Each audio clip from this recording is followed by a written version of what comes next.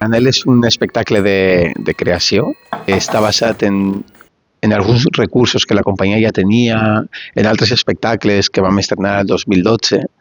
però és totalment de creació perquè el missatge, el mitjà i els intèrprets són diferents, i és un espectacle que parla d'aquells fantasmes que es generen a partir de l'absència de la gent que està present. N'hi ha gent que estan en contacte o estan físicament en el mateix lloc, però sols perquè no es cuiden, l'un és fantasma de l'altre. El teatre visual normalment són treballs de creació, sempre són de creació, i per tant el que passa és que quan nosaltres creem com a companyia sempre tirem del nostre estil propi. Com a estil propi és impossible de reproduir, per tant no és tan possible en realitat fer com un treball de repertori nostre, perquè clar, nosaltres tenim un estil molt concret i llavors nosaltres preferíem que els estudiants trobessin el seu estil propi,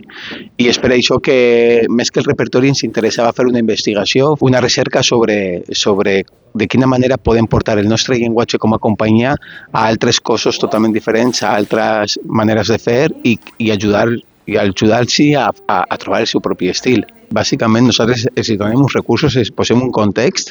creen, i sí que és veritat que com a direcció prenem la decisió de quines són les coses que funcionen, però no sols que funcionen per la nostra dramatúrgia, o sigui, no sols que funcionen per a nosaltres, sinó que també funcionin per a ells, perquè al final ells han de trobar,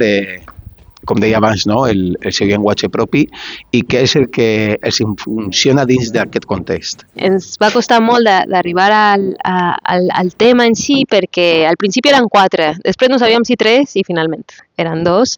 i vam trobar part de la dramatúrgia gràcies a que eren 2 i teníem moltes impossibilitats,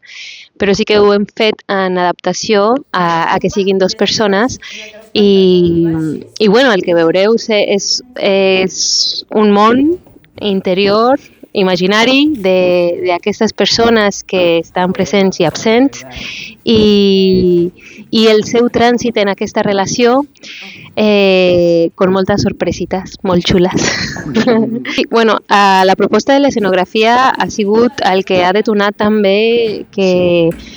el camí d'aquesta història vagi per un lloc totalment inesperat, superbonic, perquè la proposta des del principi ens va encantar, i res, us convidem a que feu aquesta història vostra, perquè al final no contem una història en concret, sinó creiem que n'hi haurà tantes com el públic venga a veure-la.